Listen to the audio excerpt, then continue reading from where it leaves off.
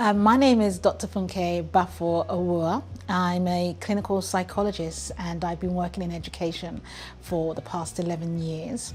My specialism is mental health and well-being and how to implement them into schools. Building a well-being curriculum into a school setting is absolutely crucial. One of the areas that I think that doesn't get enough attention is about mental health. We see that we're really reaching a global pandemic in terms of mental health. So what do we do as a school?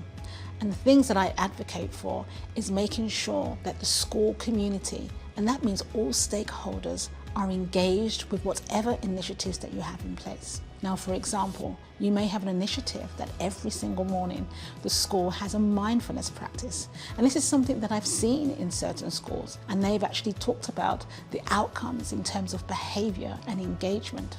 Another idea may be having weekly sessions where you're running well-being sessions. It could be called PSHE or SEL, whatever the terms that are used, but it's something that is consistent. Now, the 3 recommendations that I would give is number 1, making sure that the leadership are on board. That means you have to do a strategic plan about how do you want well-being to look like in your school. It's not an add-on initiative, it's a school-wide plan. The second recommendation that I would really stress is early intervention. We realize that when you implement early intervention, the outcomes align with what we want to see.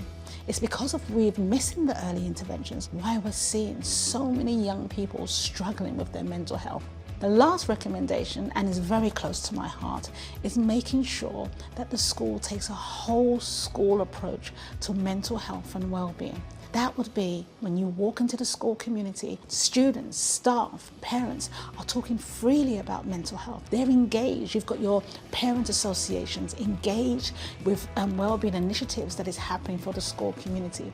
It also means that training teachers, because sometimes we're giving them a role without giving them the training. So it might be mental health one-on-one training, mental health first aid training for teachers. And most importantly, students feel that their voices are heard.